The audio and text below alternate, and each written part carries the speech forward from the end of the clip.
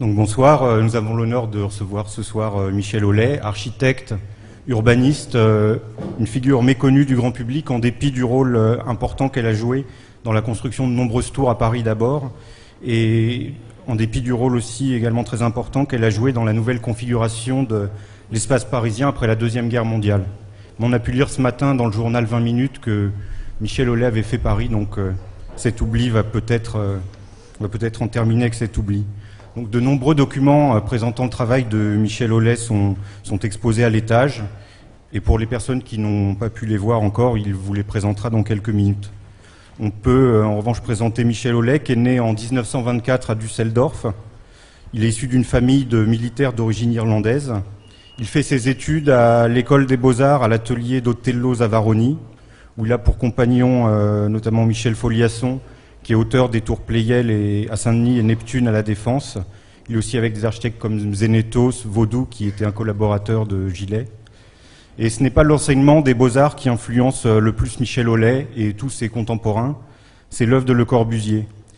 Comme beaucoup de ses camarades, Michèle Aulay admet de son propre aveu avoir été dingue de Corbu, et il admire en particulier les dessins de la ville radieuse. Il fréquente les milieux artistiques est impliqué dans le milieu de l'art abstrait, l'art contemporain, par le biais de son épouse, Francine Aulay, qui est une artiste plasticienne. Après ses études, il rentre dans l'agence de Raymond Lopez pour y construire son diplôme, qui est l'immeuble de la caisse d'allocation familiale de la rue Viala, qui est en train d'être réhabilité. Et sa proximité avec Lopez va l'amener à participer aux grands épisodes, à l'un de ces grands épisodes de la transformation de Paris, qui est les rénovations parisiennes de l'après-guerre.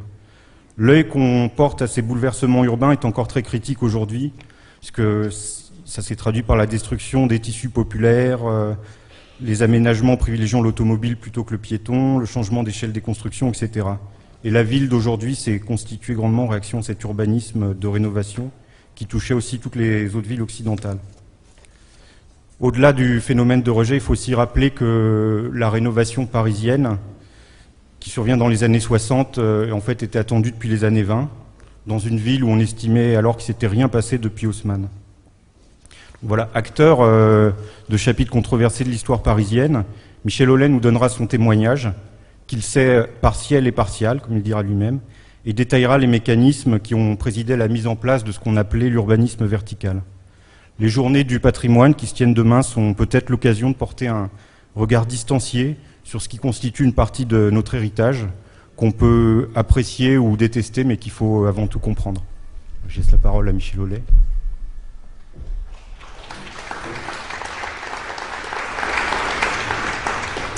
Merci.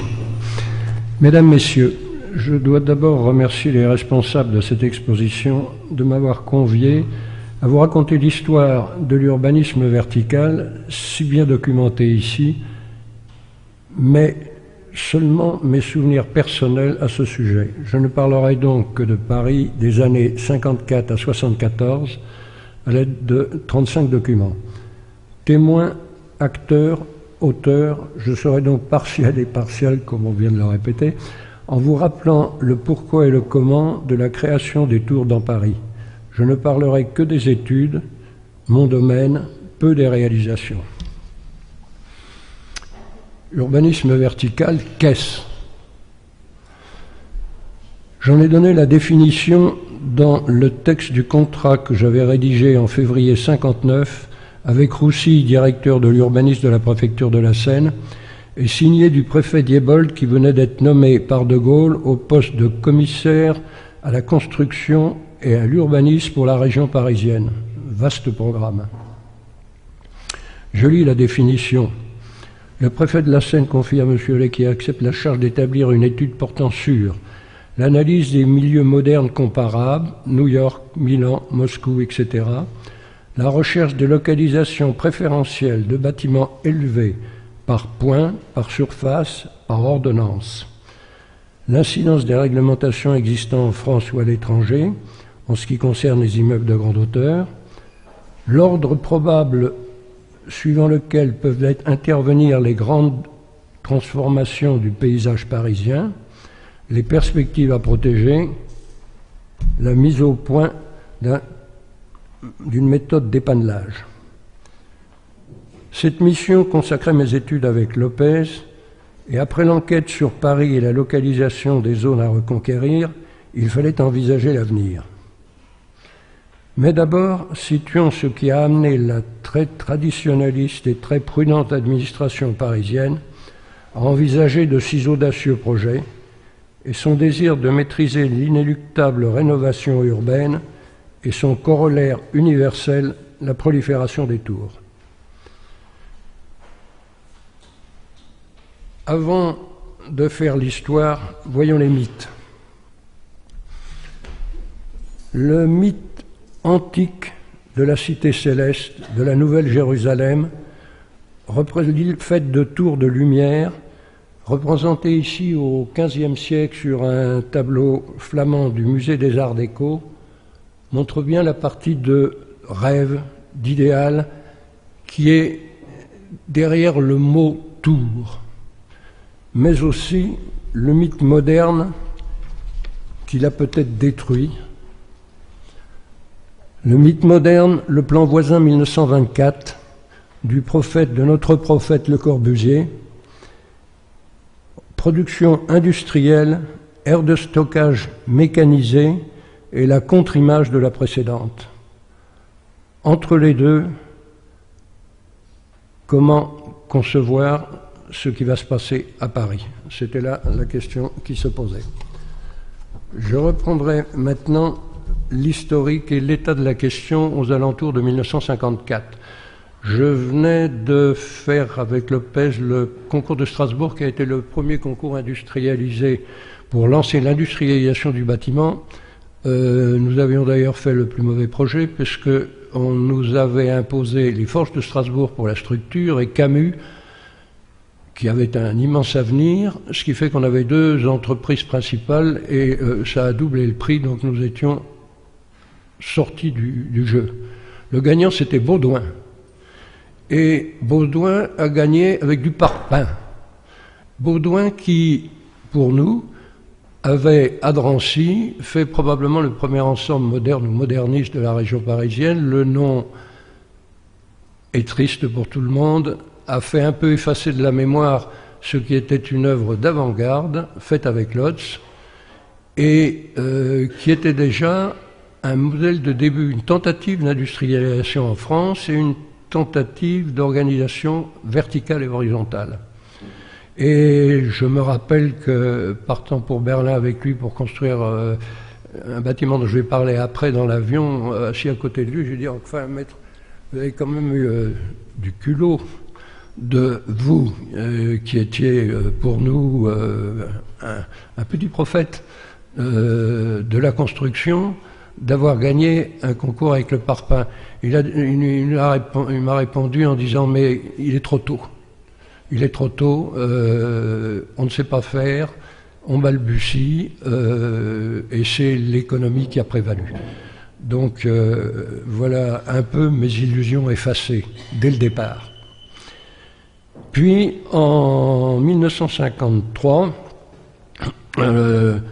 Lopez rentre le soir à l'agence. Nous étions 5 à l'agence. Il venait de construire le très intéressant bâtiment de la Fédération du bâtiment, un bâtiment avec des façades de prouvé, un peu en forme de portière de voiture, mais qui était considéré comme le bâtiment d'avant-garde à Paris, conçu en 52 et construit en 53-54.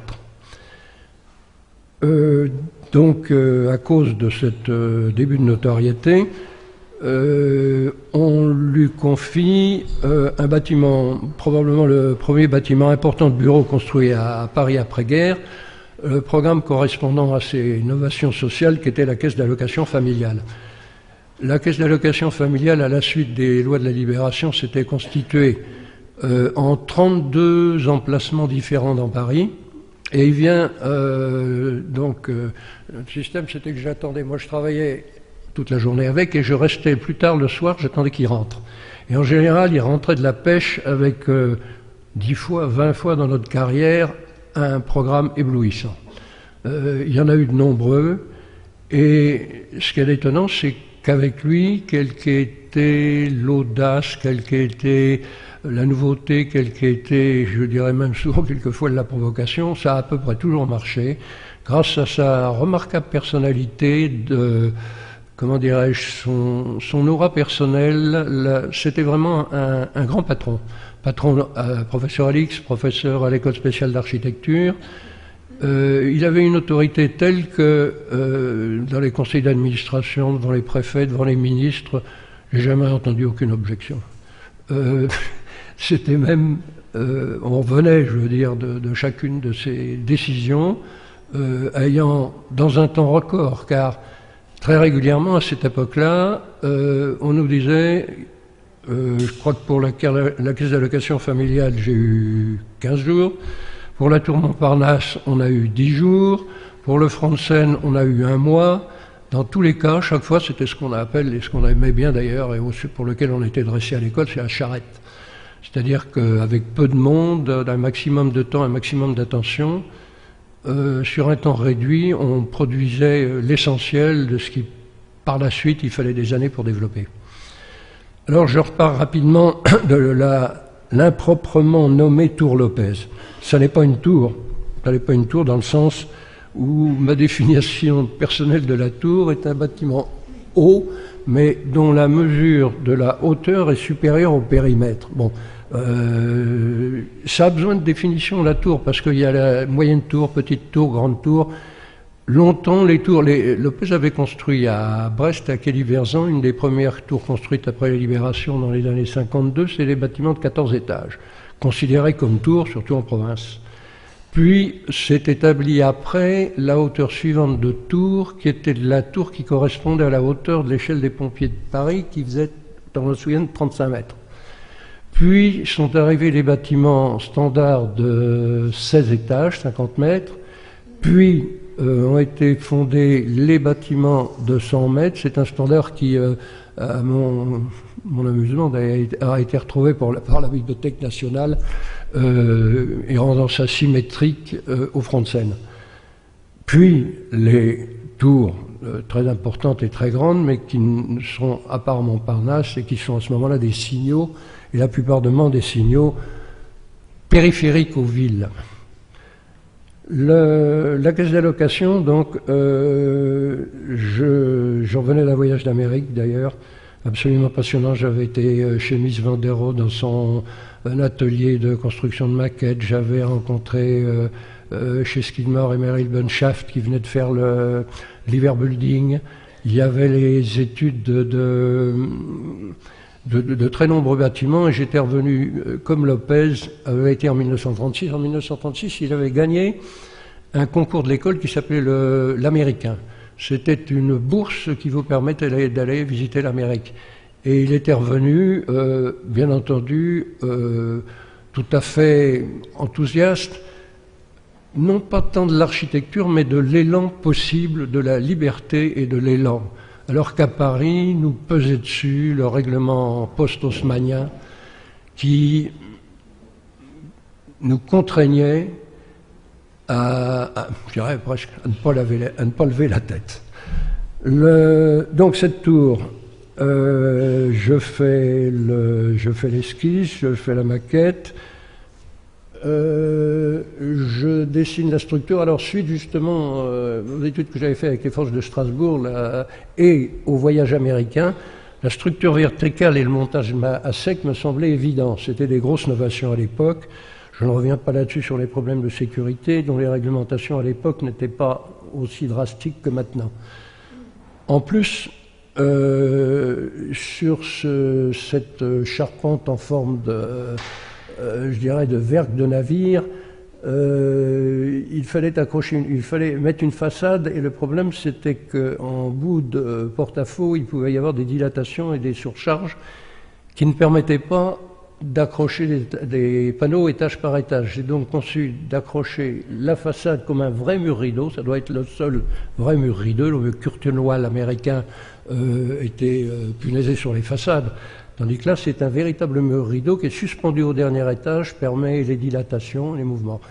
Alors, là-dessus, comme cette comment dirais-je, cette charpente était légère en alu, et on ne pouvait pas la mettre en verre, car le poids du verre et de la glace aurait été très lourd pour la charpente. C'est pour ça que j'ai proposé les éléments de polyester que j'avais ramenés aussi des États-Unis, et pour lequel j'avais fait à l'agence des essais, des mélanges de mauvaise odeur qui nous avaient même chassé de l'agence avec le styrène et la toile de verre pour faire mes essais personnels. Donc on a trouvé une entreprise française qui faisait la tôle ondulée. J'ai eu l'idée de mettre sur la tôle ondulée de face et ça a fait le bâtiment tel qu'il est apparu au début. Il y a eu des problèmes après, malgré les calculs des essais du CSTB et les cellules d'essai. Il s'est révélé que la chaleur restait dans les panneaux plus fort que prévu. Il a fallu poser par-dessus un micro-brise-soleil, ce qui était d'ailleurs aussi une solution américaine que j'avais vue dans le sud des États-Unis. Je passerai rapidement sur cette tour. Elle a cet intérêt que, on dirait que c'est presque la première fois qu'un bâtiment important civil, qui n'est pas public, se démarque je dirais, de l'alignement. Le bâtiment a été posé nord-sud, le bâtiment a été épais de 20 mètres, ce qui n'existait pas encore pour les bureaux, qui étaient partout des environs de 12 mètres. C'était un nombre d'innovations importantes. Et j'étais tellement charrette pour le rendre que j'ai pas eu le temps de rendre mon diplôme. J'ai dit à Lopez, ça sera mon diplôme. Et je suis revenu en lui disant, vous avez attrapé un 17 de Le Maresquier. Il est très content de l'architecture. Ceci pour la tour Lopez. Peu après, ça c'était en 53, la conception est de février 53, l'exécution a duré de 3 ans. En 54, Lopez avait des amitiés politiques radicales. Le président du conseil municipal de Paris, à l'époque le docteur Lafay, du même parti, il s'était rencontré avec lui dans des réunions, diverses réunions. Et un soir, en rentrant, Lopez me dit « Nous allons prendre le café chez Lafay ». Je lui dis « Qu'est-ce qui se passe ?» Il me dit « Voilà, il prépare sa réélection et il nous demande de trouver un thème pour sa réélection. » Alors, il a envisagé plusieurs thèmes, on va discuter avec lui. J'arrive donc chez Lafay le soir, qui était aussi un bel homme assez imposant, et une belle expérience politique, un peu tribun. Il nous dit, voilà, mes Parisiens ont des très nombreux problèmes. Une grande partie de ma vie, au point de vue médical, nous avions déterminé avant-guerre les îlots insalubres sur la base du taux de tuberculose à Paris. Ça n'est plus on n'a même pas réussi à les résorber, mais par contre, le taux d'inconfort à Paris est énorme. Je voudrais en faire un thème de mon programme électoral. En quoi pouvez-vous me faire une image avec ça, de telle manière que je puisse me faire photographier dessus pour mon affiche. Alors à cet instant, j'ai eu une imprudence terrible. J'ai aussitôt réagi. J'ai dit, ah mais il faut appeler le Corbusier. C'est tombé dans un silence de mort. Mon patron était vexé. Lafay était affolé parce que la réputation de Corbus était quand même à l'époque d'un grand publiciste, mais pas d'un constructeur réaliste. Et en dehors du fait que Claudius Petit lui a donné sa chance, je veux dire que partout il servait un peu d'épouvantail. Et quand on parlait de l'architecture ou l'urbanisme de Corbus dans une opération à des clients, bien entendu, c'était mal reçu et mal vu. Néanmoins, on a dit c'est pour quand? Alors comme d'habitude, vous avez dit c'est chez l'imprimeur dans 8 jours. Il me dit je vous donne mon adjoint il n'y avait pas d'adjoint urbaniste à la construction actuelle, un adjoint qui était au courant de ça. Vous faites ça s'appelait du brainstorming à l'époque, c'est-à-dire qu'on se réunissait à 2 ou 3 puis on échangeait des idées.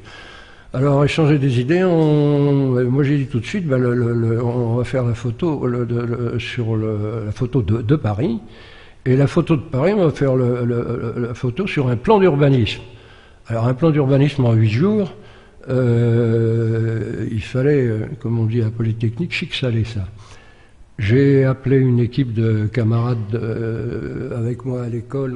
J'ai embauché 8 gars pour une charrette de 8 jours. Et en 8 jours, j'ai un fond photographique avec ce qu'on appelle le zipaton à l'époque, qu'on a ramené d'Amérique, c'est-à-dire des espèces de trames de couleurs. J'aime mieux que tu passes le suivant. Passe le suivant, et puis je reviens à celui-là. Voilà. On a donc... pas tout à fait à vue de nez comme ça, parce qu'il y avait le plan de Paris au 500e. Alors le plan de Paris au 500e portait les hauteurs des bâtiments, ce qui donne déjà une idée, et une idée qui m'est apparue tout de suite en disant, voilà, il y a toute une partie de Paris qu'on peut estimer comme le terme cristallisé, c'est-à-dire qu'elle est en noir sur le plan des hauteurs. Ça formait un noyau très, très visible, et autour, des noyaux partiels et des grands vides s'étendaient.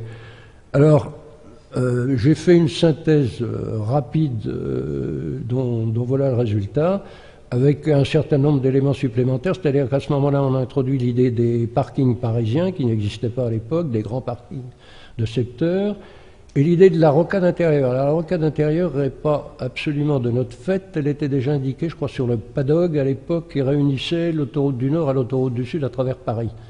On a prolongé cette idée-là par le reste ici pour boucler et pour séparer un peu la partie cristallisée de la partie extérieure qu'il fallait tôt ou tard alimenter et mieux que par les boulevards actuels. Donc j'ai fait ce croquis qui a servi donc de base alors à la photo suivante. Donc je reviens à ce croquis qui est le croquis du parti du plan Lafay. Après, en effet, vas-y les deux suivantes là. Après, en effet, j'ai demandé à un de mes camarades qui était le meilleur dessinateur de l'école là, de me faire très rapidement une perce de ce qu'était l'idée donc du noyau cerné et des développements. Il se trouve que justement ça tombe sur le secteur Italie, qui montrait que dans les arrondissements périphériques, on pouvait prévoir de grouper les noyaux haussmanniens déjà existants et d'après enquête, de voir ce qu'on pouvait libérer du reste pour faire, j'appellerais un urbanisme moderne. Il n'était pas encore question de l'urbanisme vertical à l'époque. Voilà pour le plan Lafay. Suivante.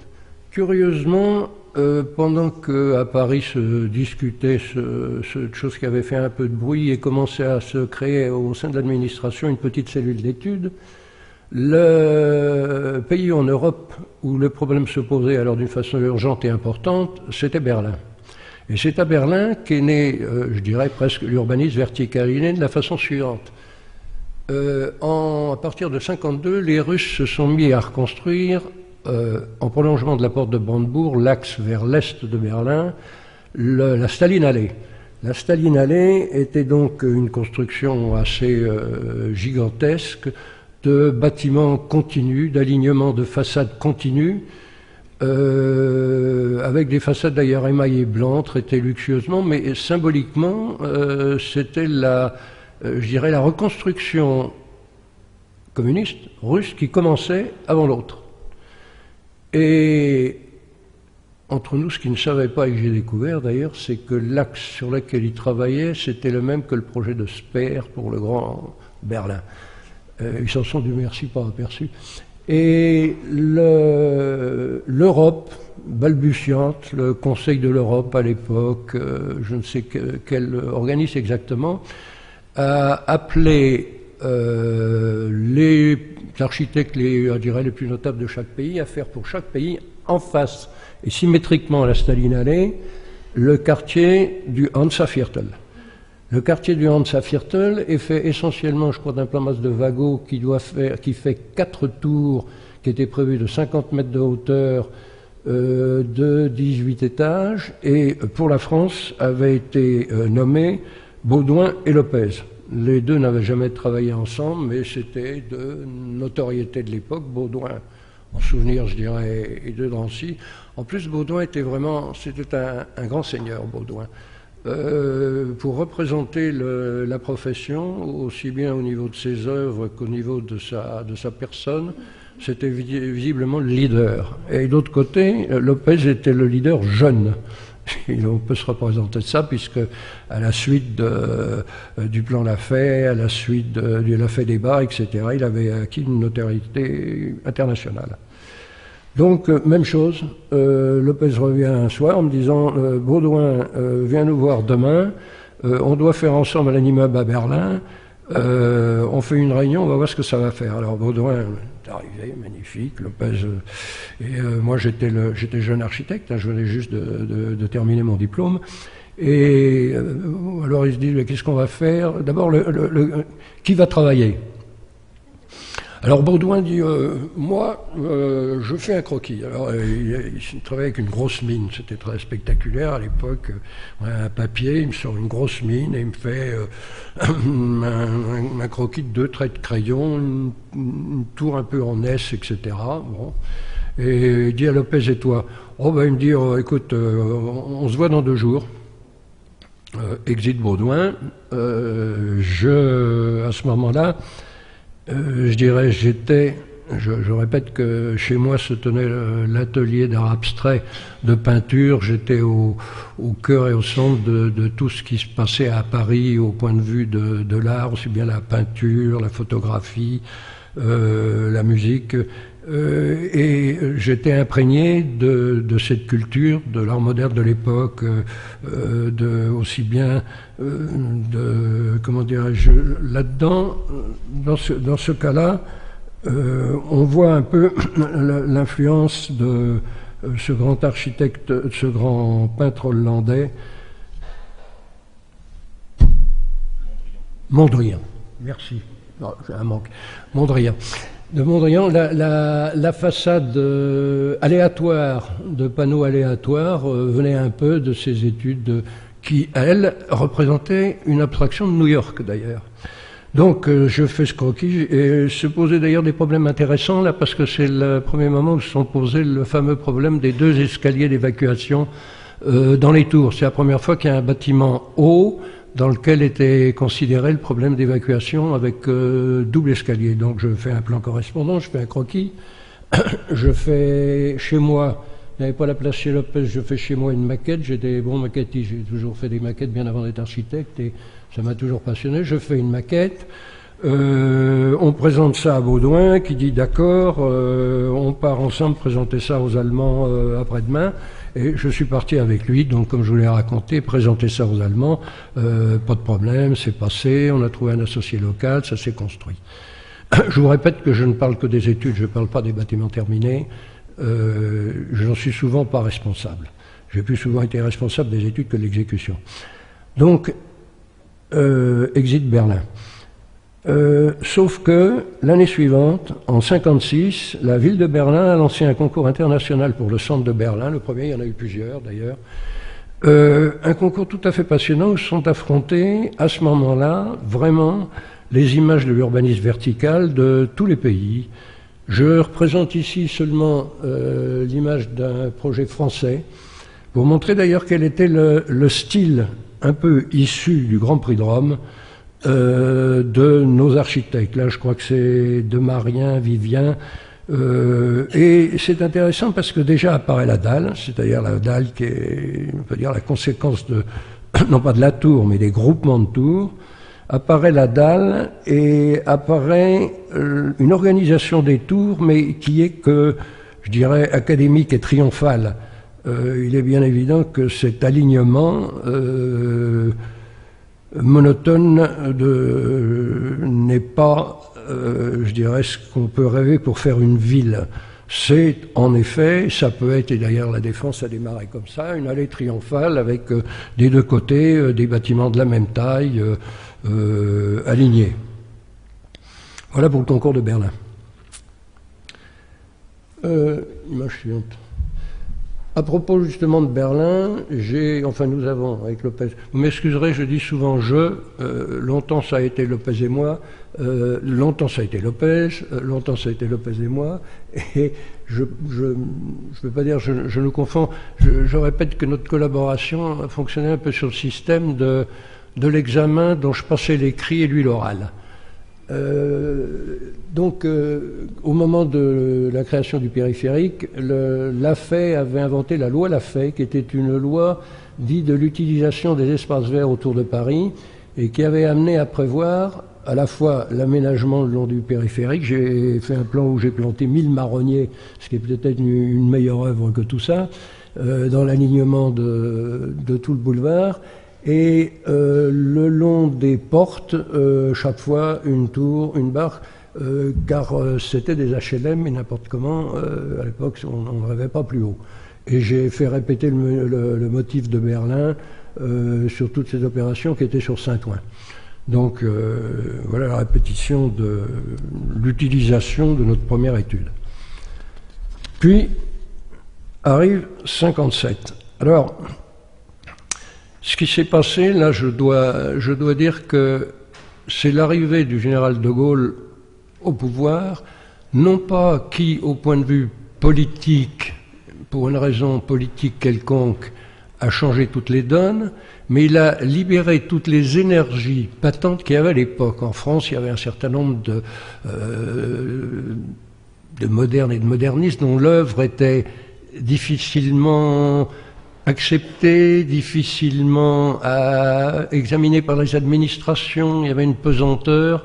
Et l'arrivée de Gaulle, comme je vous disais en citant la nomination des commissaires à la région parisienne, lequel a précédé d'ailleurs de l'Ouvrier, a fait sauter je ne sais combien de barrières et a libéré énormément d'énergie.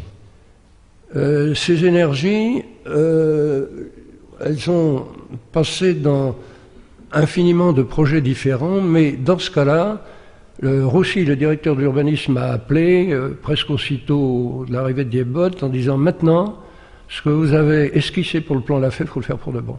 On va en faire le plan de Paris, et vous me faites ça, qu'est-ce qu'il vous faut ?»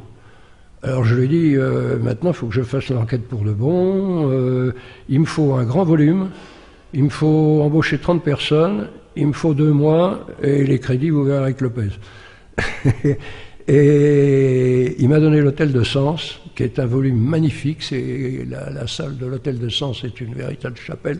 C'est grand comme ici, car j'avais besoin de monter le plan de Paris au 500e, c'est-à-dire un plan qui faisait 6 mètres de long sur 4,50 m de haut. Alors on a fait des échafaudages, on a punaisé et installé et collé le plan existant au 500e, et les 50 copains de l'école, 50, non, on a une trentaine, il y avait 5 ou 6 qui travaillaient avec moi, et j'ai dit, il y en a 25, auxquels je vais distribuer à chacun un carton sur lequel est collé le 500e. Vous allez passer toutes les maisons de Paris, une à une, en rue.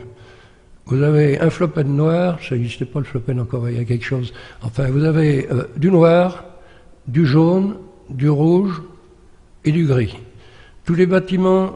Alors, cette théorie avait été énoncée dans le livre du plan Lafay. Dans le plan de Lafay, j'avais, d'ailleurs avec son adjoint, là, écrit et mis au point cette méthode en disant, pour savoir ce qui durera à Paris encore quelques centaines d'années et ce qui va changer, c'est bien simple, tout ce qui est cristallisé, c'est-à-dire qu'il y a moins de 100 ans, qui a plus de 7 étages, qui a tout le confort, ça n'a aucune chance de changer. Tout ce qui n'est pas construit à plus de 1, 2 ou 3 étages, qui a plus de 100 ans et qui n'a pas le confort et apparemment les sanitaires, et j'ai dit à mes gars, au besoin, vous entrez dans les maisons, dans les cours, faites-moi une enquête, évidemment rapide, mais aussi sérieuse que possible. Là, vous le pointez en jaune, c'est destiné à disparaître. Entre les deux, quand vous avez un scrupule, vous pouvez mettre gris, mais mettez-en le moins possible, j'aimerais bien que vous décidiez vous-même.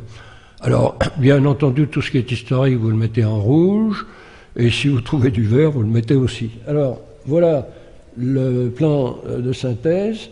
sur lequel a été reportée toute l'enquête. C'est l'enquête dite l'enquête Lopez, qui a été cornaquée par Roussy, qui constamment discutait avec nous. On passait aussi les soirées et les nuits d'ailleurs à l'hôtel de Sens.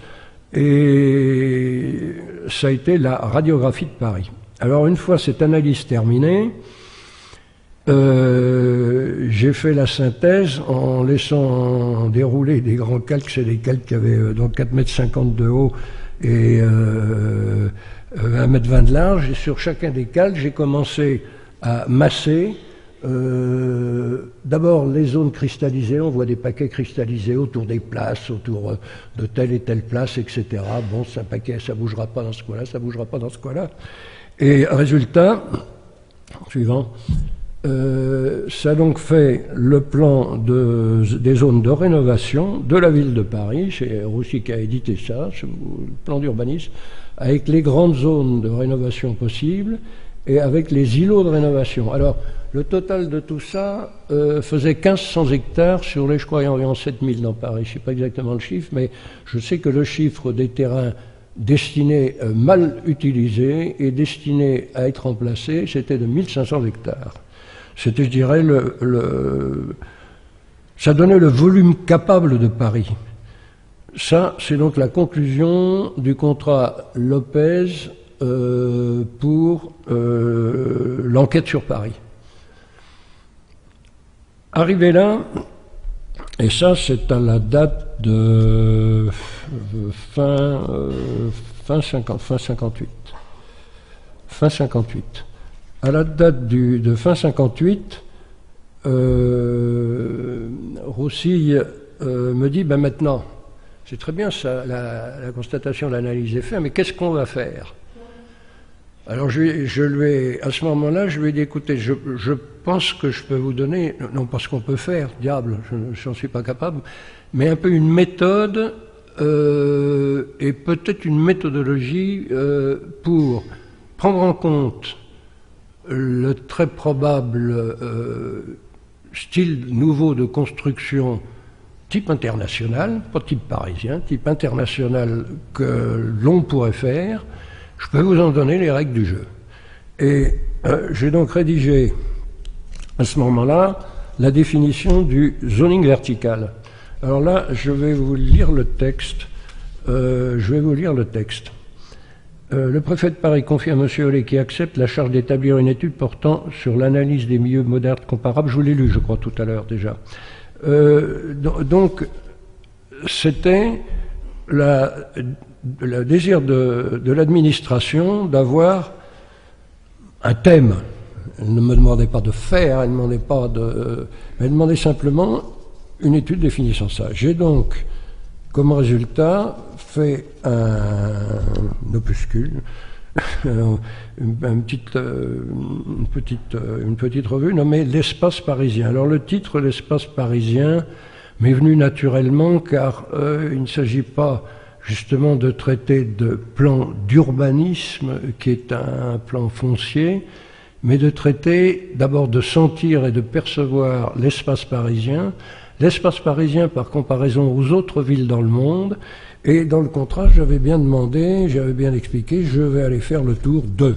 Alors j'ai fait le tour de Londres qui venait de faire Barbicane, de Berlin où s'étaient construits les tours, de Milan où se construisait le Pirelli et un ou deux autres éléments, de Moscou où il y avait non pas des tours, mais on peut dire des gigantesques palais. Et très curieusement, j'étais jusqu'à Stalingrad.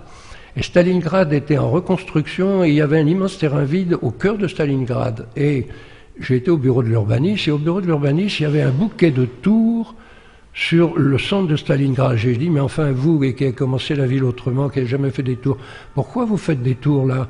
Il dit, c'est à cause de la valeur du sol. Eh bien, cette valeur du sol, elle est universelle. Si elle est bonne pour Stalingrad, elle peut être bonne pour Paris. Ceci est une provocation, bien entendu. Dans le reste du document, je définis donc un principe qui a donc été accepté dans son principe D'autant plus que je venais de dessiner le front de Seine. Alors j'y reviendrai après, le front de Seine. J'ai dit, voilà, le raisonnement est le suivant. Paris, actuellement, dans les nombreuses études que j'avais faites, j'avais été voir à New York les problèmes à l'époque du plot area ratio, qui était l'utilisation du coefficient du sol, ce qui n'existait pas encore chez nous. Et mieux que ça, d'ailleurs, pour la construction du Lever, la municipalité américaine, la municipalité de New York, avait créé un nouveau règlement de bonus pour les bâtiments qui cédaient à l'espace public une place, une piazza devant les immeubles.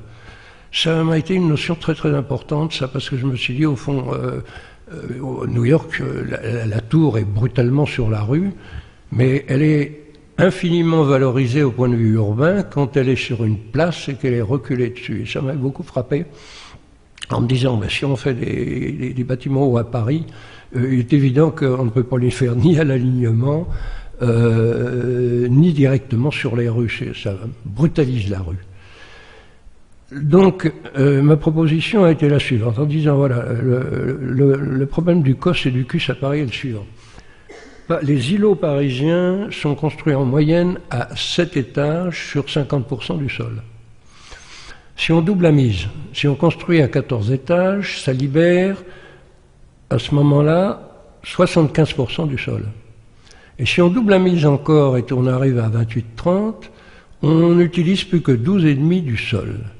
Or, le but d'un urbanisme, maintenant, moderne, c'est d'abandonner le parcellaire, d'abandonner l'alignement et de donner à la collectivité les sols. C'est pas une idée communiste, c'est une idée simplement urbaine. Le sol doit être accessible à tout le monde, étant donné que ce sol, par contre, doit être redistribué entre ses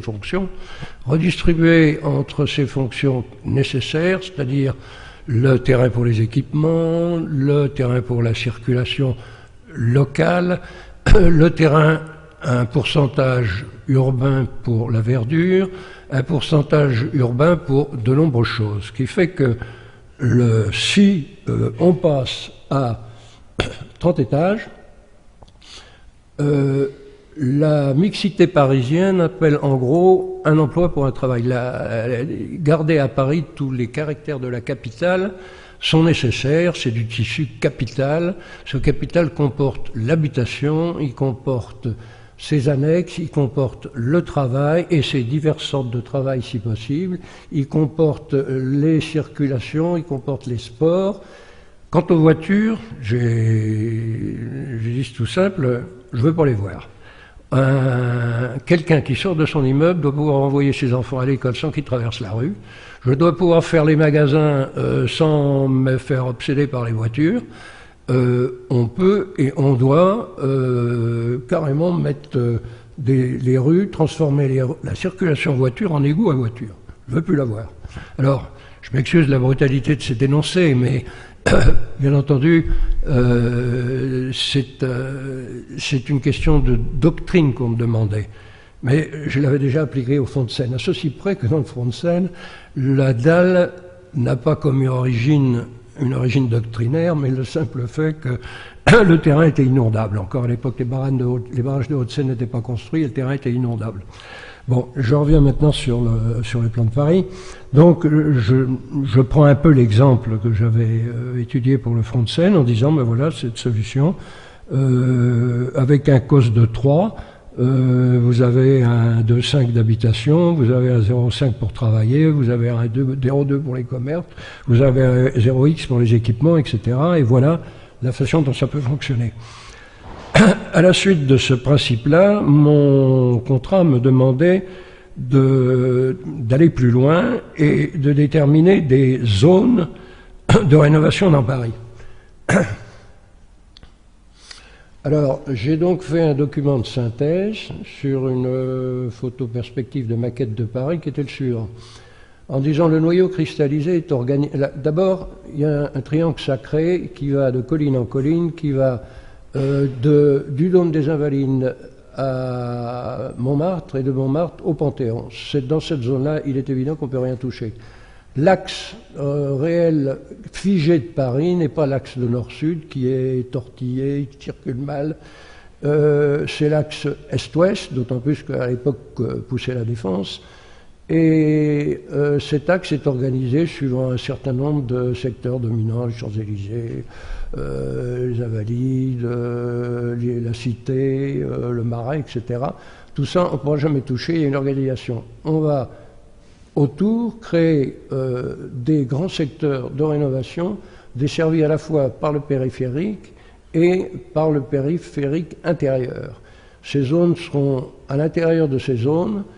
Les hauteurs seront libérées par zone et par secteur, les ordonnancements seront faits par zone et par secteur, et j'ai donc les indications sur un croquis assez que j'estime maladroit, mais peut-être volontiers maladroit d'ailleurs, car à la fois il ne fallait pas trop s'engager, laisser un peu de poésie, et ceci est donc ma proposition pour la rénovation d'ensemble. Alors, quand j'ai publié ça, le préfet a fait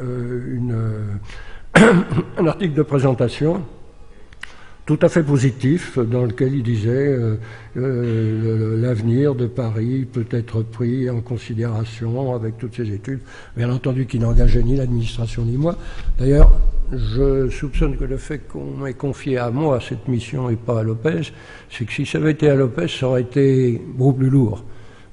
Ça aurait pesé beaucoup plus lourd et ça causait des tas de problèmes. Moi, j'étais relativement un jeune architecte, ça portait moins la conséquence.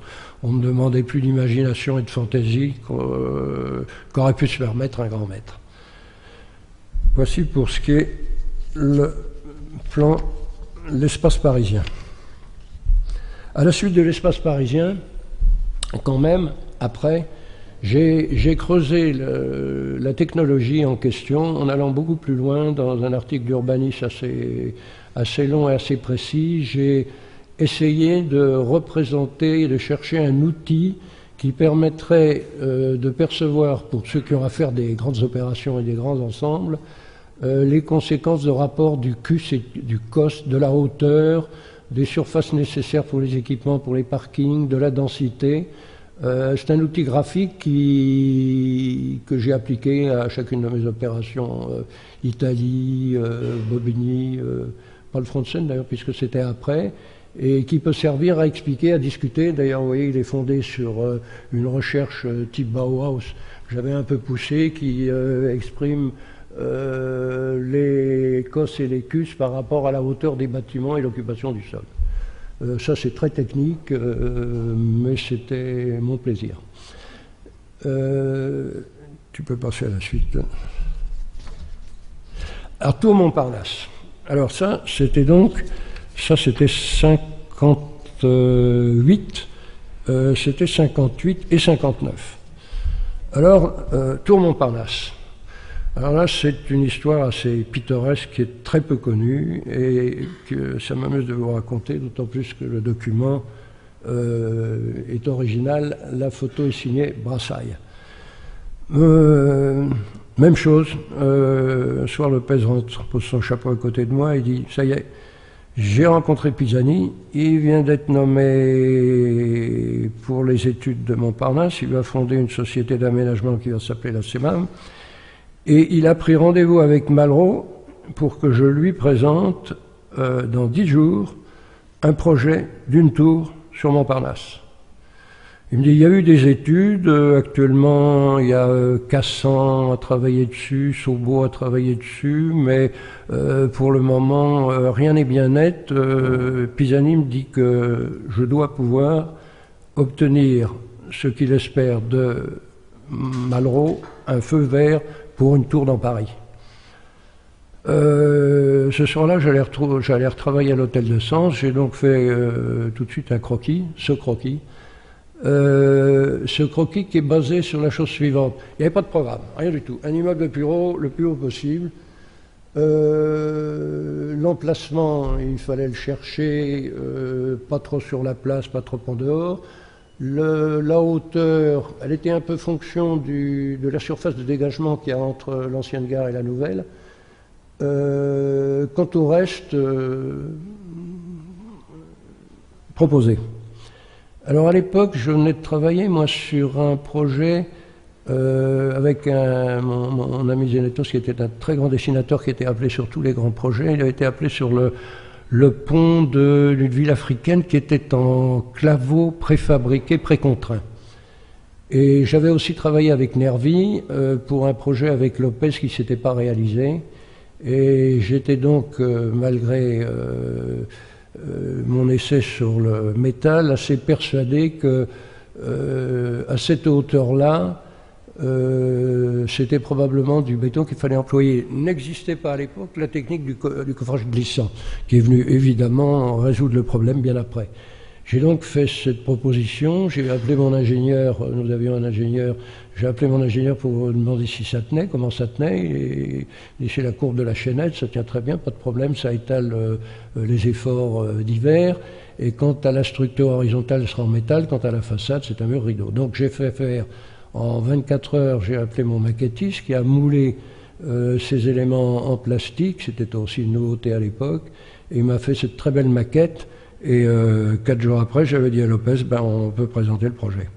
Alors on est d'abord allé le présenter à Pisani, enthousiaste, au ministre de la Construction, je crois que c'était Sudreau à l'époque, et j'ai amené la maquette dans l'entrée de son bureau, et c'était le lendemain, c'était le rendez-vous chez Malraux. Et au moment de partir, je dis à Lopez, c'est bien la maquette, mais d'abord c'est dur à trimballer, et puis ensuite, il faudrait peut-être faire une photo. J'avais comme, dans le milieu dont je vous parle, comme grand ami Brassailles, c'était vraiment un ami, Brassailles, on se voyait assez souvent, c'était un merveilleux conteur, ça avait été le photographe de Picasso, il avait connu tout le monde et toute la grande époque, et j'appelle Brassailles, qui était justement là, et je lui dis, est-ce que tu peux venir une photo? Alors je l'ai emmené dans l'antichambre au quai de Passy du cabinet du ministre, là. Il a pris cette photo, on est allé la faire agrandir chez Duprat à l'époque, c'était notre photographe, et c'était plein de tâches, on a retouché ça ensemble à l'encre de Chine. Il a signé en bas, je crois que ça doit être la seule photo que Brassailles n'ait jamais signé. Il en était fort fier. Et j'ai fait tendre ça sur un pannet, et le lendemain, on est allé se présenter rue de Valois, moi portant la maquette qui était très lourde, et Lopez portant ça qui fait 1,50 m de haut. Et on a été reçu par Gaëtan Picon, qui était son chef de cabinet. Or, Gaëtan Picon était l'arrière-petit-neveu d'Eiffel. Et quand il a vu ça, aussitôt, il a enchaîné, embranché, etc. Il était heureux comme tout. Et il nous dit, le ministre va venir, aller installer vos maquettes dans son bureau. Alors on est allé dans ce superbe bureau de la rue de Valois. Il y a un bureau, je crois, qui était l'ancienne salle de bal de Philippe d'Orléans. Quelque chose de 20 mètres de long, de 8 mètres de haut, de 12 mètres de large dans les ors. Louis XVI, Louis XV, c'était superbe.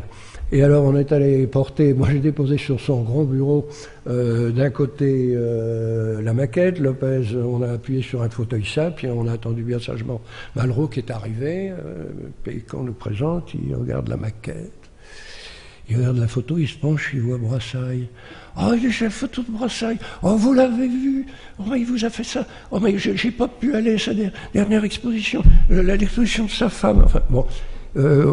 Propos amicaux, et Brassailles il me dit, mais vous l'avez vu? Alors je dis, mais oui, on vient juste de le voir parce que, retour de New York, il est venu nous montrer les photos de la skyline de New York à l'heure magique où s'inversent les lumières à New York. Il avait pris des photos tous les 10 minutes pendant l'heure qui précède et la demi-heure qui suit le coucher du soleil. Et on voit d'abord Manhattan en noir sur le couchant rouge du soleil. Peu à peu, chaque immeuble s'allume. Et une heure après, c'est sur fond noir qu'il y a toute l'illumination de New York. Alors quand on lui a raconté ça, Silhouette de New York par Brassailles, il a enchaîné et on a eu droit à un fabuleux discours en disant « La silhouette de Paris ». Mais comme celle de Rome. Rome, les 7 collines de Rome. Les 7 collines de Rome étaient sommées par des palais. Il y a le Capitole, il y a l'Aventin, il y a il cite donc toutes les collines de Rome, et il dit quant à Paris, sur la colline de Chaillot, il y a l'Arc de Triomphe, sur Montmartre, il y a le Sacré-Cœur. Sur les buttes Chaumont, il y a le parc. Sur la montagne Sainte-Geneviève, il y a le Panthéon. Et sur Montparnasse, il y aura votre tour. C'était gagné. Ça s'est fait en un quart d'heure. La tour Montparnasse a été dessinée et il a dit, il s'est penché vers Jean-Gaëtan Picon en disant « Quand est-ce que je peux convoquer le Conseil des bâtiments civils ?» Il a dit « La semaine prochaine, vous me les convoquez. » Et devant le Conseil des bâtiments civils la semaine suivante, il a présenté notre projet, qu'il a fait passer, qu'il a fait accepter, et c'est le début de la tour Montparnasse.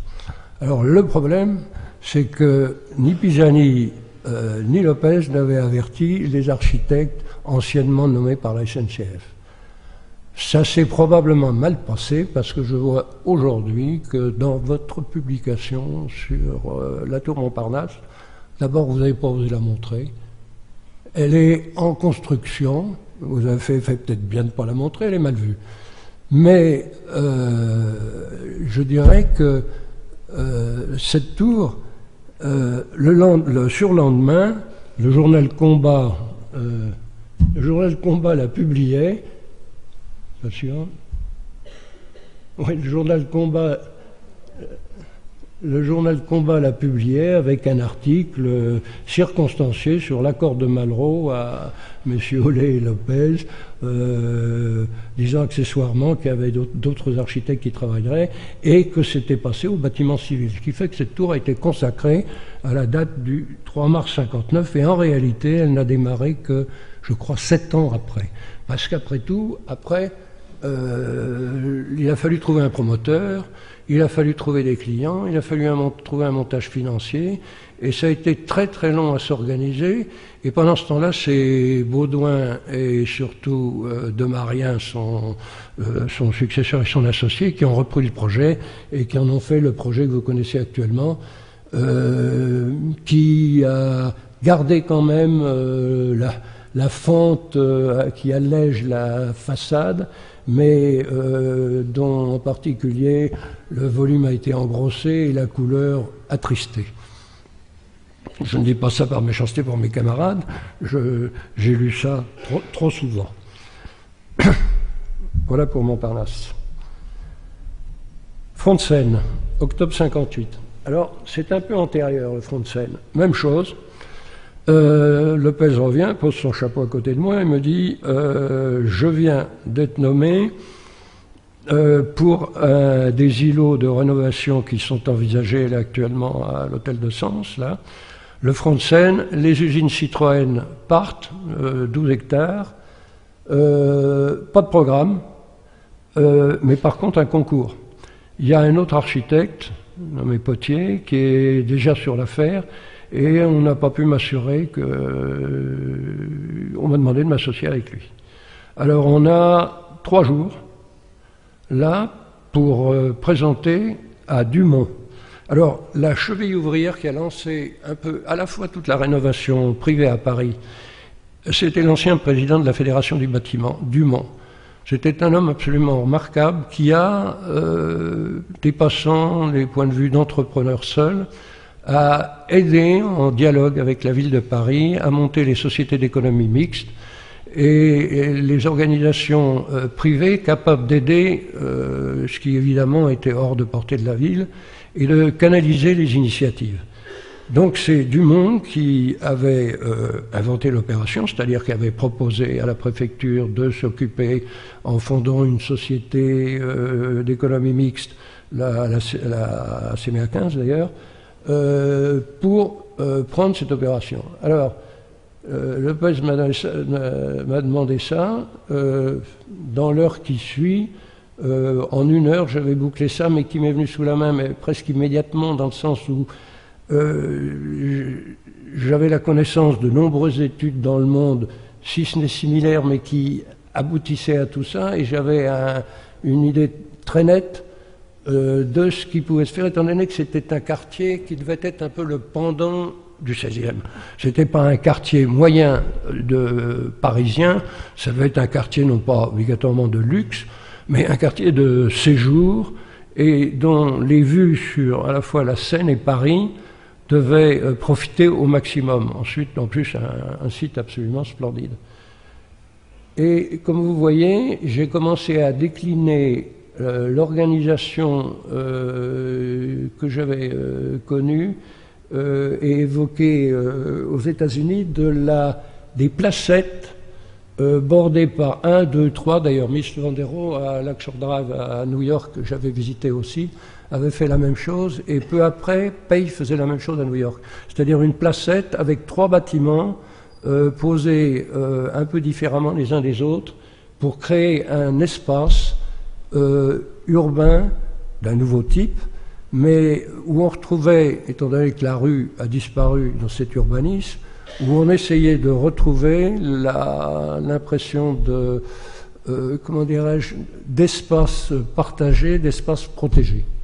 Donc sur la base de groupements de 2 et puis de 3 tours, le programme, il n'y en avait pas, il y avait donc 10 hectares, capacité, je ne me rappelle plus, je crois qu'il y a 14 tours d'environ 200 logements chacune, ça doit faire il y a 2500 logements, je crois, quelque chose de cet ordre-là. La distribution m'est venue, donc j'ai fait très rapidement le calcul en disant, bon, ça fait tant d'étages au total. Les bâtiments unitaires se baladent entre l'ordre de 22 mètres, 25 mètres, jusqu'à un peu plus long. Les groupements de tours par 2 et par 3, j'ai commencé à les organiser dans le terrain tel que, je dirais presque, le terrain et l'entourage le demandaient, et autour d'une rue centrale à piétons. Ça n'a pas été respecté, c'est mon grand regret, j'ai perdu la maîtrise du plan à la mort de Lopez, mais quand ça a été créé, pendant tout le projet, c'est une rue centrale piéton que vous voyez qui part d'un bout et qui est au milieu et qui va à l'autre. Malheureusement, ça a été parasité par le fait de la naissance des grandes surfaces à l'époque. Et mon ami qui était aussi collaborateur de Lopez et qui a pris la suite, Proux, a dû faire un aménagement qui a vidé de son sens la dalle, un aménagement de grand magasin sur le côté, d'ailleurs qu'on va démolir pour recommencer, ce qui n'est pas mieux. Donc il y avait là, comme était sur le schéma la couverture que vous avez vu auparavant, donc toute une organisation. Alors, d'une façon amusante, j'ai tenu à montrer que dans mon inconscient, de même manière que les tours avaient des ancêtres sacrés, j'ai retrouvé que la composition musicale des antiphonaires du XVe siècle comportait dans la distribution des notes exactement les mêmes espaces, les mêmes différences, les mêmes rythmes, et en plus là-dessus sur les 2 alignements parallèles. J'ai trouvé ça tout à fait par hasard en visitant un musée, et ça m'a frappé car il est évident qu'il y a un même désir de rythme, d'espace et de composition dans les 2 cas. Je peux passer au suivant. Voilà la maquette, une des maquettes, c'est la 3e ou 4e du front de scène, qui montre donc le développement qui s'est fait peu à peu.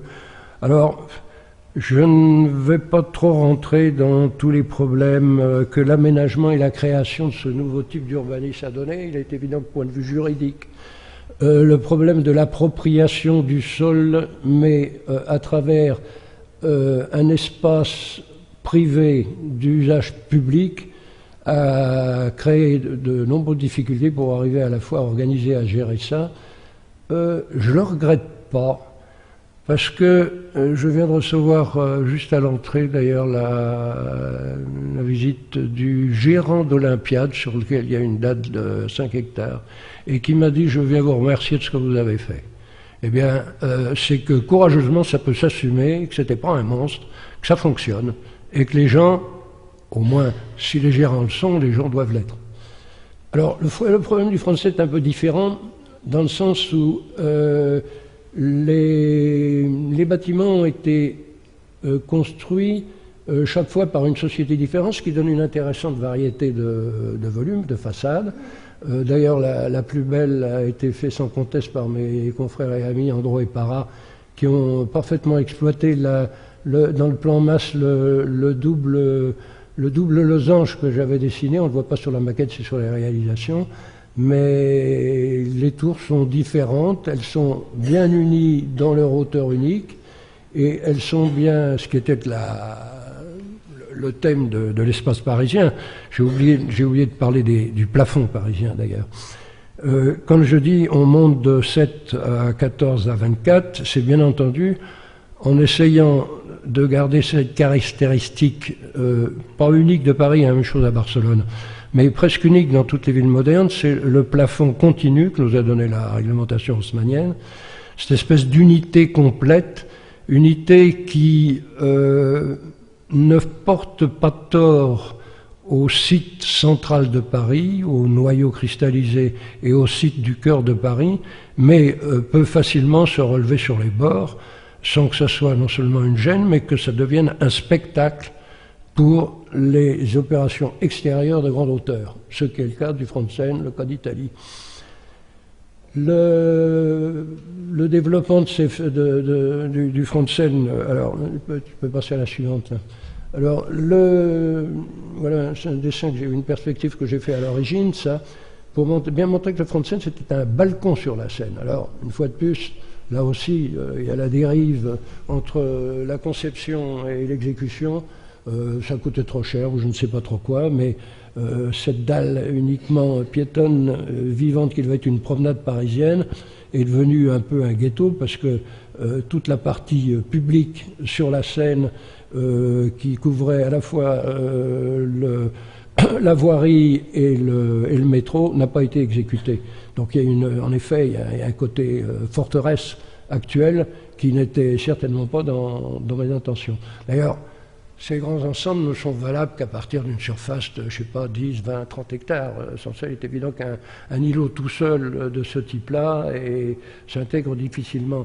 Mais à cette époque-là, quand ça a été lancé, il était question, non seulement dans mon esprit, mais dans les plans, de continuer beaucoup à Paris. Et longtemps, la seconde partie, qui est devenue le parc Citroën, et c'est tant mieux, devait être continuée dans le même esprit. Je m'arrête sur Paris, sur le front de Seine. Je m'excuse, c'est beaucoup plus long, on avait prévu 1 heure, je serai plus long, je vais tâcher d'être plus bref. L'urbanisme vertical. Alors l'urbanisme vertical n'est pas réservé au tissu de l'ordre capital à la densité de 3 et plus. Il s'est trouvé que, nommé architecte en chef à la suite de Lopez, de Bobigny, qui était une ville-préfecture nouvelle, on lui a donné 100 hectares, en disant voilà, il y aura une préfecture. Et le jeune maire à l'époque m'a envoyé une feuille de ptilographiée sur laquelle il y avait 18 paragraphes comportant la mairie, 5000 habitations, 6 écoles, 12 parkings, enfin il y a une énumération dont une église. Et c'était tout le programme. Et on m'a dit, ben maintenant, j'avais commencé à construire à Aubervilliers pas mal d'opérations qui étaient déjà faire des tours de 16 étages, et on m'a dit, là-bas, vous continuez. Et alors j'ai tâché d'organiser ça au mieux, c'est-à-dire de reprendre et de faire des espèces de quartiers, donner des unités de quartiers, dans lesquels les groupements de tours autour de placettes recommencent leur effet urbain, et d'organiser ça de telle manière qu'il y ait une continuité urbaine, mais légère. C'est-à-dire qu'il y a un gros pourcentage d'espace vert, un gros pourcentage d'espace au sol. Là, il n'y a pas vraiment de dalles. Les logements donnent sur une plateforme qui est à 3 mètres au-dessus du sol. Et parce qu'on n'était pas, je dirais, dans le financement HLM, on n'était pas capable de faire des parkings sous dalles. Donc les parkings sont partiellement enterrés, partiellement à un premier niveau, une solution mixte. C'est réalisé entièrement et là aussi, à ma grande émotion, j'ai fait cette ville en 25 ans. J'étais architecte du maire, puis président du conseil général pendant 25 ans. qui m'a soutenu d'un bout à l'autre, malgré Dieu sait les critiques et les oppositions. Le DDE n'en voulait pas. On a été obligé d'aller porter ça devant le Conseil supérieur des bâtiments civils qui m'a approuvé et qui l'a imposé. Et Georges Valbon, qui était mon ami et avec lequel j'ai fait cette ville, a été décédé malheureusement il y a quelques jours, et lors de la cérémonie qui a commémoré sa mémoire, le président du parti de Georges a dit il avait pris les meilleurs urbanistes et il nous avait fait la ville dont nous rêvions. Alors, entendre ça aujourd'hui d'un dirigeant politique d'un lieu tellement contesté, c'est une parole qui a été reprise d'ailleurs et développée par son fils, qui était compris dans ce qu'a dit le leader en question, ce qui fait que toutes les attaques que j'ai subies pendant toute ma vie sur les tours, comment dirais-je, ne m'ont causé aucun problème, car c'est ceux qui n'y habitent pas, la plupart du temps, qui les critiquent. Il y avait encore cet été, dans la revue des Deux Mondes, un article assez touchant d'un habitant des Tours disant « J'aime les Tours ».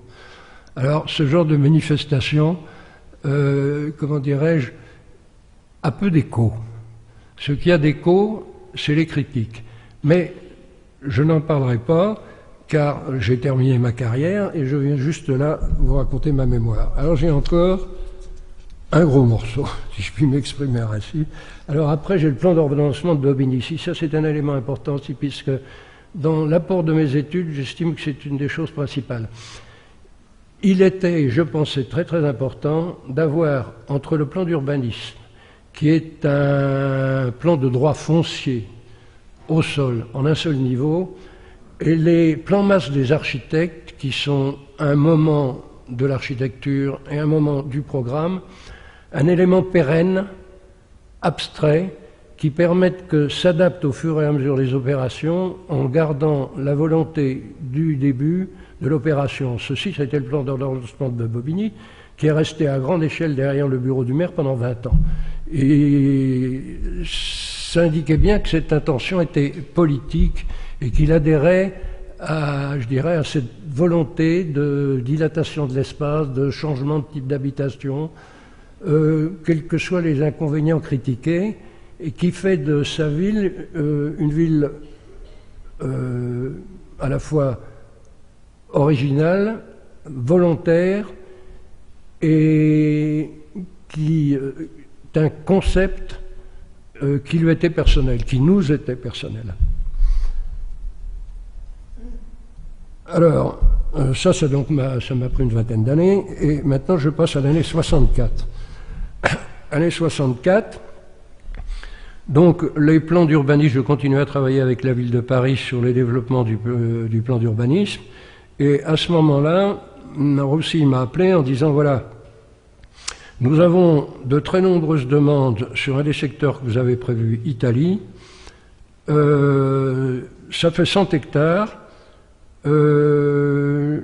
vous avez aussi des camarades d'atelier qui sont installés sur le secteur et qui ont travaillé sur l'ancienne rénovation. Est-ce que vous voulez constituer une équipe pour prendre l'opération en main, c'est-à-dire plan d'urbanisme, plan masse et organisation de l'opération? Lopez n'était pas encore décédé d'ailleurs. C'était un an avant sa mort. J'ai donc, avec mes camarades, accepté un contrat de la ville. Nous avons fait donc un plan d'urbanisme. Nous avons fait, après le plan d'urbanisme, nous sommes partagés le travail. Moi, j'ai pris en main le plan masse. J'ai fait, je dirais, en développement sur le système du front de Seine, en développement du système du front de Seine, ce qui m'était demandé d'ailleurs, puisque la demande des promoteurs était de nous dire, vous ne faites pas la même chose, mais d'un côté, la ville de Paris avait accepté les principes de mon plan de l'espace parisien et demandait que nous enchaînions sur la même manière de procéder, ce qui lui permettait en partie de maîtriser aussi l'opération. Donc j'ai donc fait ce plan masse toujours sur la même base, mais à ce moment-là c'était un beaucoup plus grande échelle puisque l'avenue d'Italie, basée sur l'axe de l'avenue d'Italie, qui à l'époque d'ailleurs était une autoroute, c'était toujours l'axe nord-sud qui traversait Paris. Au moment où j'ai commencé l'opération, c'était encore une autoroute.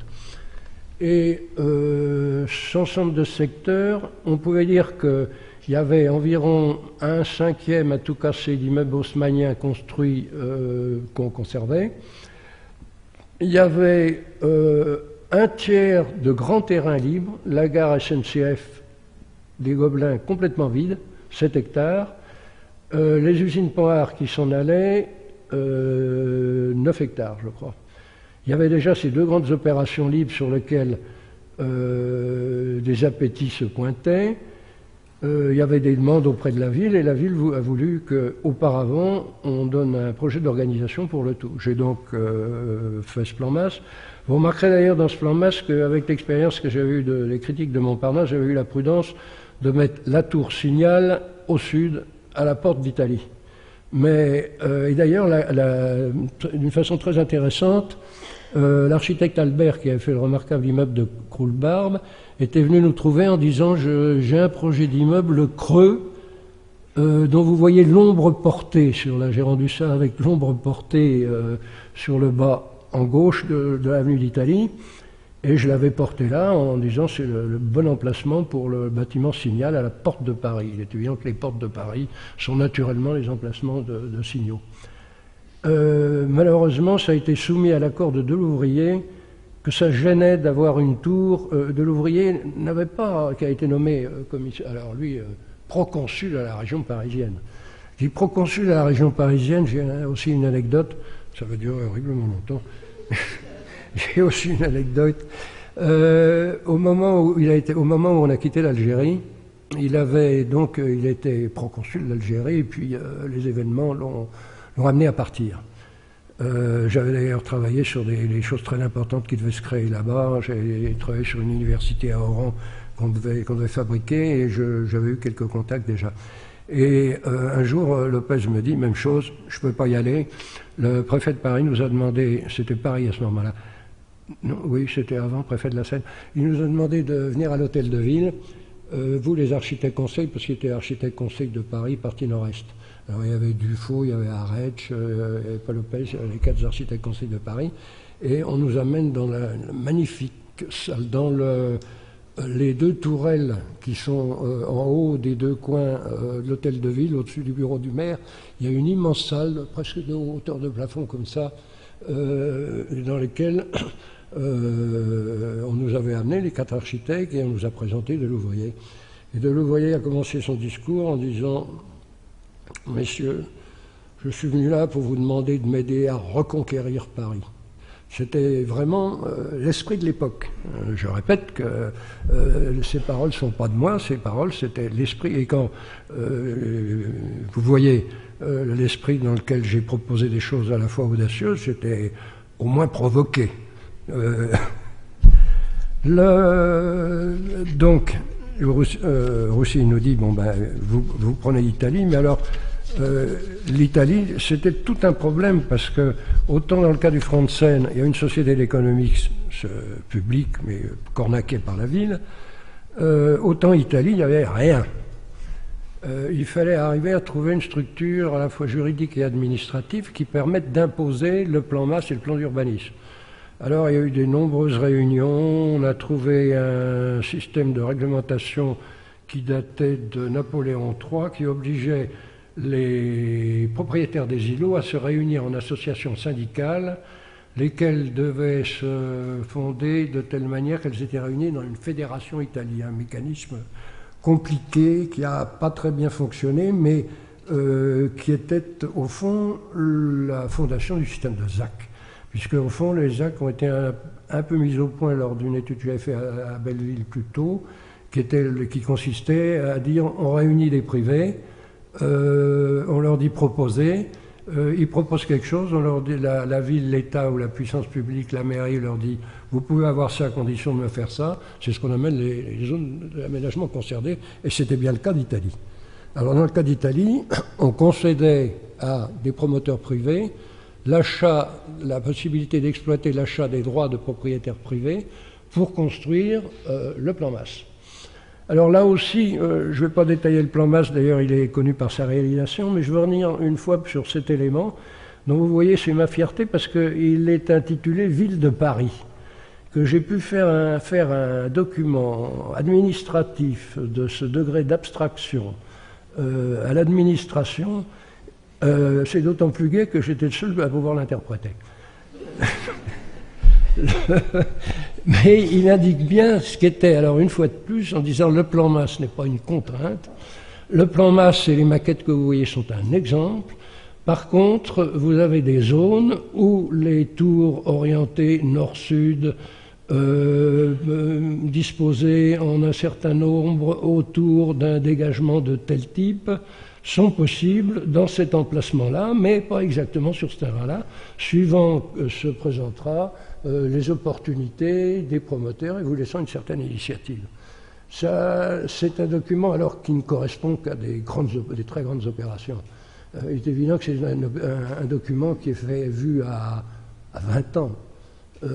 Bon, Italie a capoté rapidement, elle a capoté, elle a été créée. Les délibérations du conseil municipal sont de 75. On a eu l'accord du conseil municipal sur le principe de tout ça en 75. En 65, et la guerre de Suez est arrivée en 73, qui a tout arrêté. Alors, je vais donc passer très rapidement sur le reste. Passons à les images, je vais continuer parce que, bon, ça c'est une maquette numéro 2 ou numéro 3 qui montre bien. Alors, il y avait des bâtiments en longueur car les HLM ne peuvent pas se payer des GH. Et la règle du jeu qui était indiquée, la règle du jeu de 1 tiers HLM, 1 tiers logement libre, 1 tiers logement aidé. Donc pour les HLM, on a été obligé de faire des bâtiments qui dépassaient pas 50 mètres au-dessus, elles ne peuvent pas le payer. Parce que, alors ça c'est une opération, l'opération Gobelin-Olympiade sur la dalle. Alors là j'ai assumé entièrement, plan Masse, jusqu'à l'exécution. Tu peux passer. Alors ça c'est la maquette. Tu passes toujours. Alors ça, ce qui est intéressant, c'est la chose. J'avais des relations très anciennes avec la SNCF à la suite de Montparnasse. Je suis allé la trouver avec mon projet sous le bras en 65 en leur disant voilà, vous avez une gare qui ne sert à rien, je vous propose de la garder, c'est de faire ça au-dessus.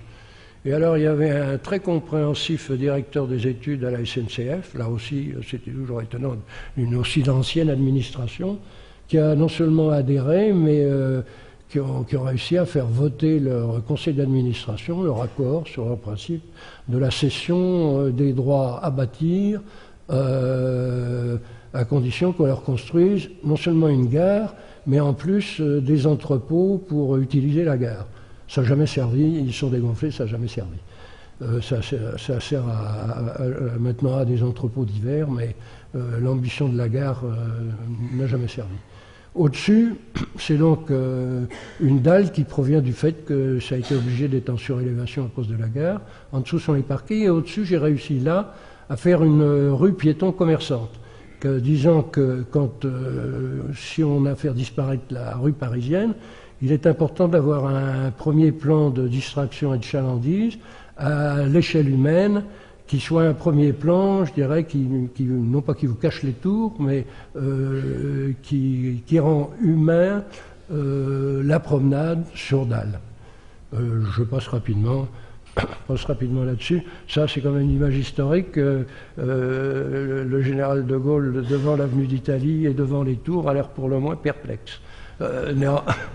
Néanmoins, l'accord était signé, non seulement l'accord était signé, mais l'accord recevait l'appui des pouvoirs publics. Passe encore. Bon, ça c'est une des tours d'Italie, passe. Alors ça c'est une vue d'ensemble montrant quand même que l'ordonnancement a quand même gardé une certaine trace dans l'organisation des espaces, l'organisation des espaces de cette place et de cette placette, l'organisation de la rue commerçante en haut, l'organisation des bouquets de tours. Passe. C'est l'apogée, je vais pouvoir raconter son histoire. Cette tour qui était au bout, qui était d'abord à la porte d'Italie, En 60, voyons, en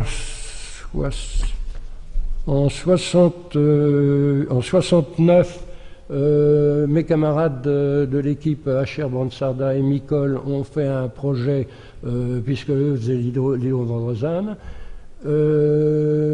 qui a été déposé et qui a obtenu un permis de construire. Premier stade, on avait fondé vis-à-vis de l'administration avec son accord un système pour ces très grandes opérations où, pour que les promoteurs ne risquent pas de faire un projet inutile, il y avait un premier stade dit en son temps accord préalable et on avait obtenu un permis de construire. Premier stade, elle a eu le permis de construire. J'avais le permis de construire une tour de 180 mètres de haut à Paris. C'était bouclé en principe. Mais le promoteur, comme dans la tour Montparnasse, ne pouvait pas faire ça tout seul. Il est allé chercher un promoteur américain qui s'appelait Tishman, grand promoteur américain, qui existe toujours d'ailleurs, et qui nous a dit « Moi, je veux bien travailler, mais mes architectes, c'est Skidmore et Merrill. » Alors, je suis parti à Chicago, qu'on nous avait désigné comme associés, pour discuter avec eux de ce que serait la tour en collaboration et en association avec eux. Alors quand je suis arrivé à Chicago, il m'a dit « Oh, le problème il est fait, on a ça dans l'ordinateur, on a 1 million de square feet. » On a appuyé sur un bouton, ils m'ont montré une boîte à chaussures en me disant « C'est ça. » Alors on leur dit « Ça ne peut pas être ça à Paris. Vous ne pouvez pas, il faut au moins que le volume ait son individualité. On ne peut pas faire un bâtiment signal de cette taille qui soit l'agrandissement d'une boîte à chaussures. » J'ai été assez violent là-dessus, d'ailleurs. J'ai même été assez violent au point de leur dire moi, quand j'ai un bouquet de 3 tours de cette taille-là, je fais ça.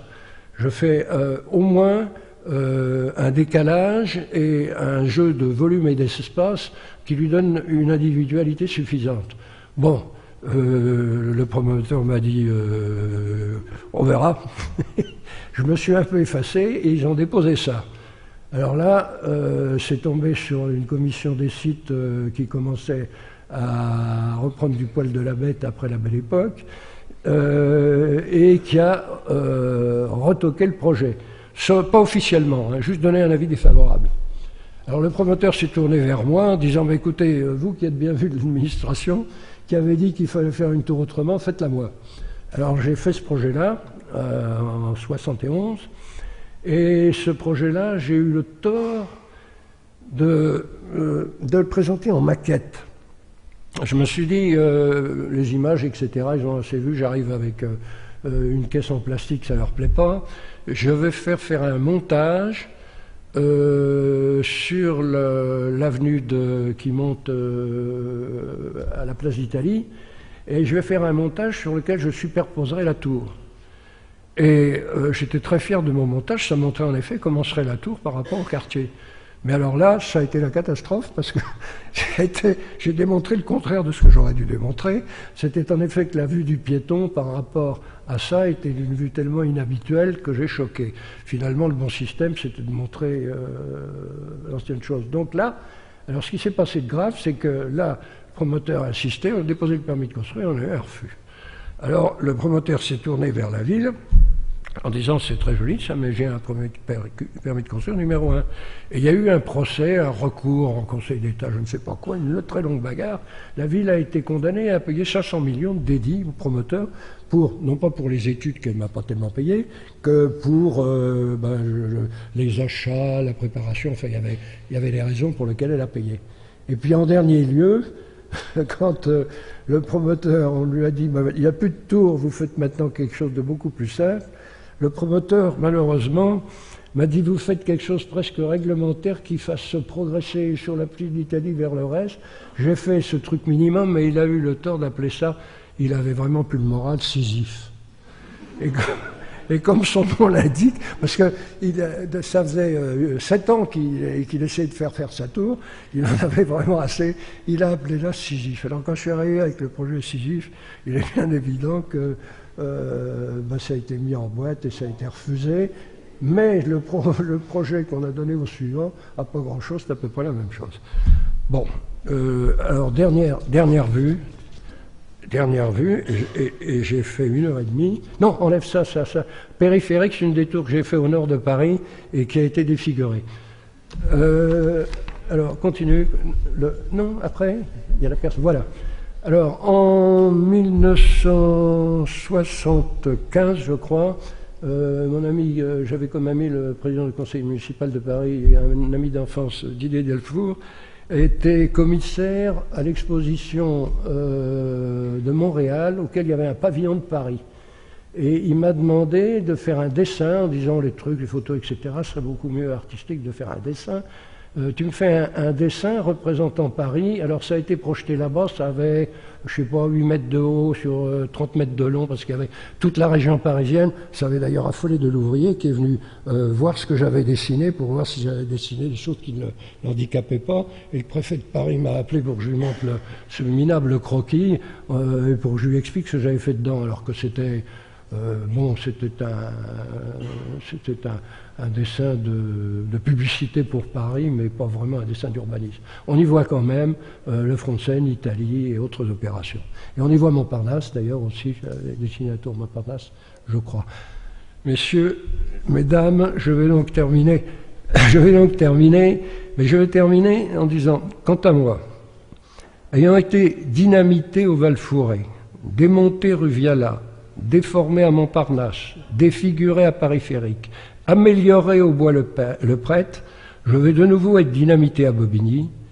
Je dois me résoudre à croire que du patrimoine de l'architecture, la seule pérennité est celle des projets, pas celle des œuvres.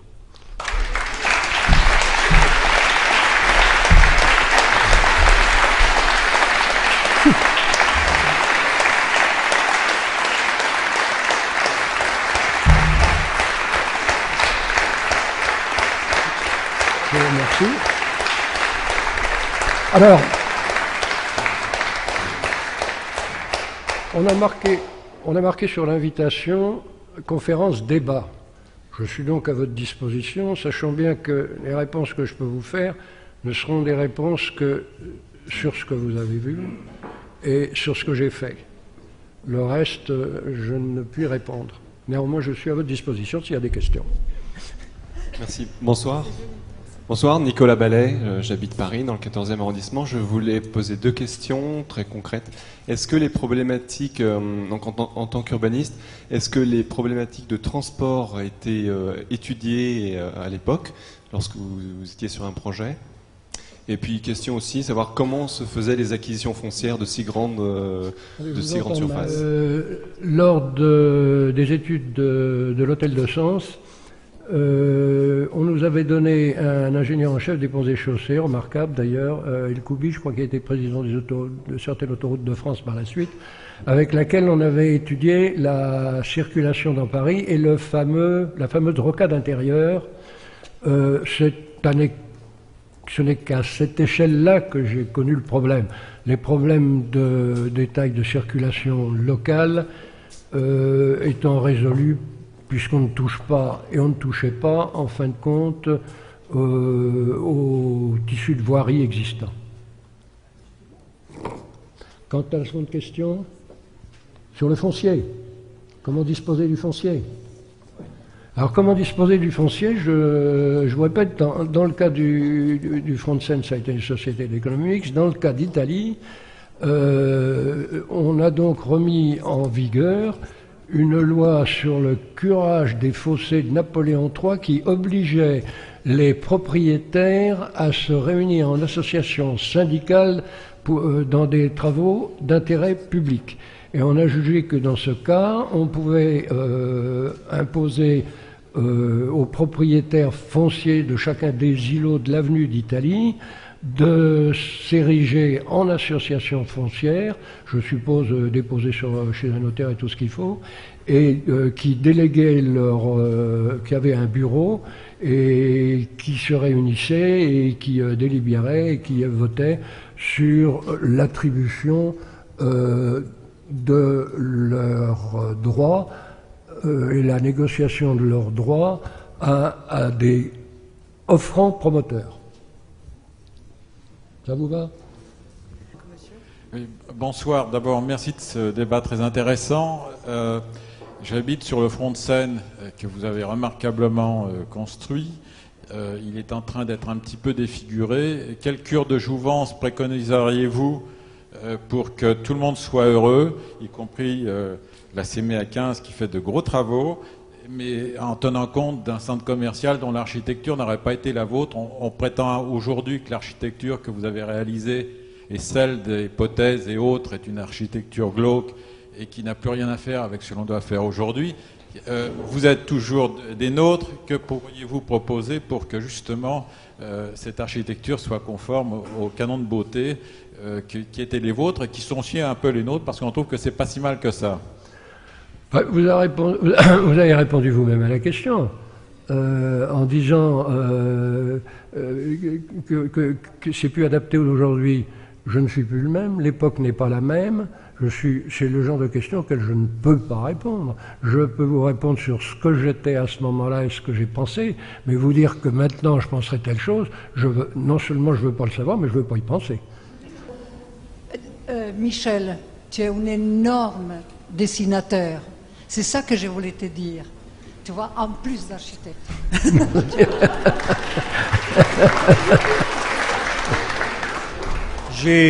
Oui, j'ai voulu faire court tout à l'heure et je continuerai à faire court. Je crois que le problème le plus ennuyeux actuellement, c'est celui dont vous avez parlé, celui de la circulation. Et vous avez traité la circulation comme si l'automobile était votre ennemi et vous l'avez relégué dans des parties souterraines. Et je crois que ces parties souterraines sont une partie du problème actuel. Je vais reposer la même question que le monsieur, est-ce que vous auriez une autre manière de traiter le problème de la circulation? Même réponse. Très bien. Je suis désolé, ne prenez pas ça pour une impolitesse, je suis désolé, mais je vous le répète, je ne peux pas y penser. Je ne peux pas y penser. J'ai pensé ça à cette époque-là, pensant et croyant que c'était la bonne. Je répète, je ne suis plus le même.